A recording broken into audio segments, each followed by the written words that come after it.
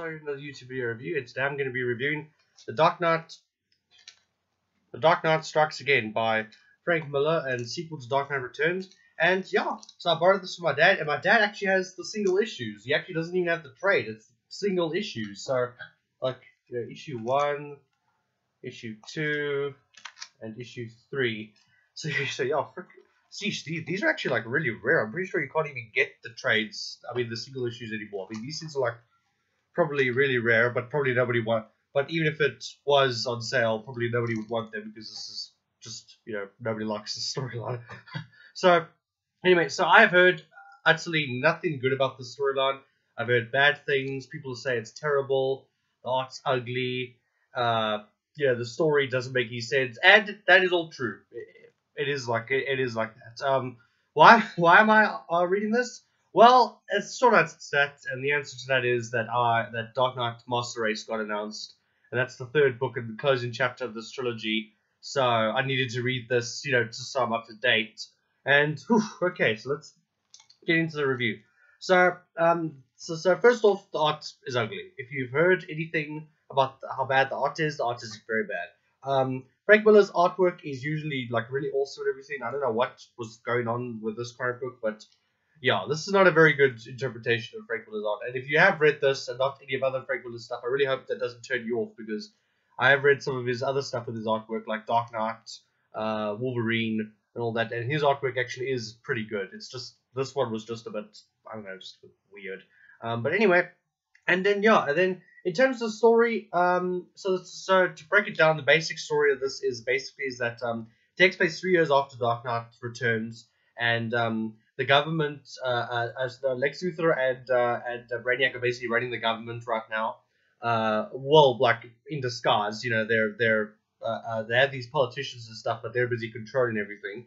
And then they basically blackmail Superman, Wonder Woman, and Shazam to be basically their lackeys and say, okay, you three, you do what we tell you, blah blah blah, whole blackmail story. So Batman brings together a whole bunch of heroes who haven't been turned, heroes like Green Arrow, the Flash, the Atom, Elastic Man, a whole bunch of heroes that were retired or were captured, and then he rescues them, or he brings them out of retirement or whatever.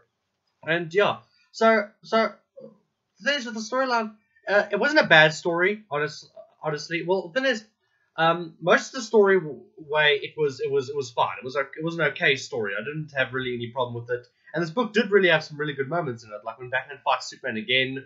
That was a pretty cool scene, and then but yeah, I don't want to spoil anything, but there are some very good moments in this book. Some moments that made me laugh, some moments that I thought were really, really cool, and I wish they would do in like a movie or something. And yeah, look, this book had good elements. It's just the ending, I think, that really bugged me. I don't know, the ending was just weird.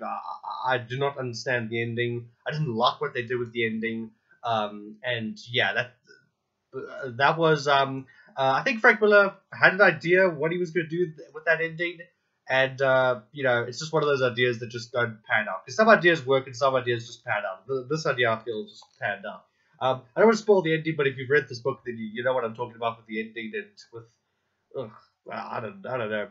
But anyway, guys, so for this Dark Knight Strikes Again story, I'll give it a 2 out of 5 stars. Mainly it gets 2 because, like I said, there are a few good moments in it, and there were a few good parts that I really liked. But it's just, the problem is the bad outweighs the good.